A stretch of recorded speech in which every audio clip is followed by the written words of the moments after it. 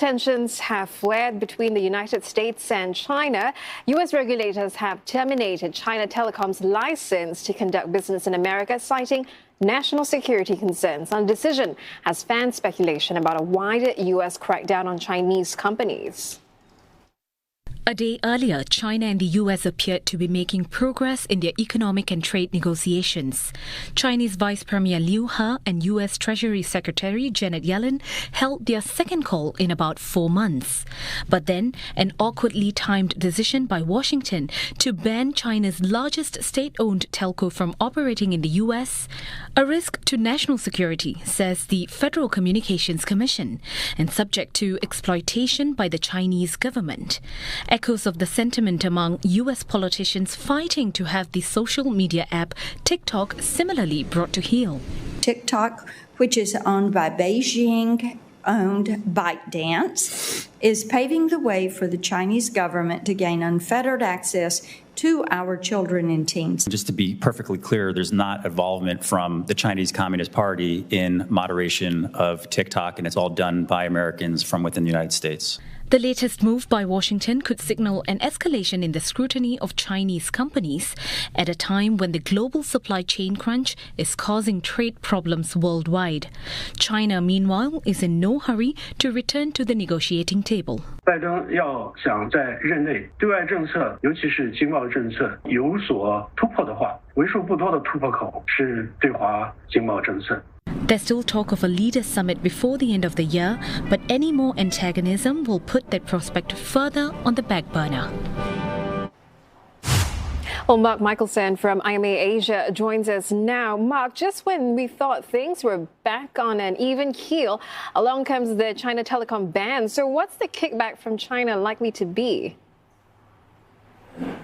Well, China may come back with sanctions, but China is trying to play a fairly balanced game right now, in part because the Olympics are coming up.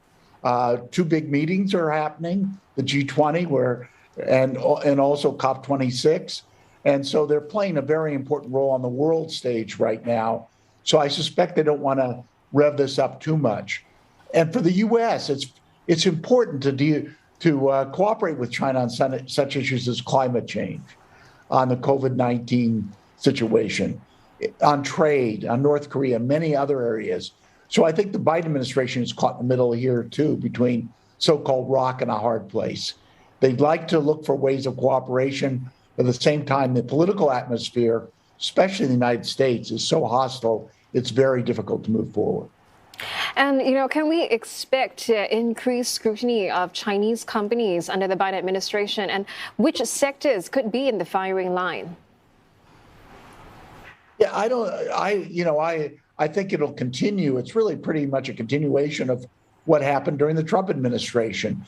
Not much change at this point, and partly that's the atmosphere. It's a political atmosphere, which will probably get worse next year as we have the midterm elections. But yeah, I think not just tech companies. Tech companies, of course, will be in the forefront, but Sihanouk is one of the companies they've been looking at. Any company they think is associated with the Chinese military, which could be a variety of areas like engineering and many other, and transportation and so on. Well, the U.S. and China have made incremental progress in their trade negotiations. So how long will this latest episode last, coupled with worsening rhetoric over Taiwan and climate issues? Will all this complicate trade talks? It will complicate trade talks. But said there's an opportunity here. G20 begins in the next couple of days, although Xi Jinping won't be there. Chinese representatives will be involved. He'll probably be involved remotely. And then COP26, 2 really major conferences where there's real strong reasons for them to find ways to cooperate. Obviously, not just the U.S. and China, but the U.S. and other nations, and China with the other nations. So this may be an opportunity, but I suspect the atmosphere will remain very difficult as far as we can see going forward. And also upcoming ASEAN summits with the East Asia Summit this evening. What sort of trade issues could emerge from those discussions, especially between Washington and Southeast Asian countries? Washington clearly, and this Kurt Campbell, who's the Asian czar for the Biden administration, has put ASEAN up front as an area where the U.S. wants to do better in developing its relationship, which we weren't as strong during the past 4 years. So they've got the ASEAN Trade and Investment Facilitation Agreement. They've got the U.S.-ASEAN Economic Engagement Initiative. They've existed for a long time.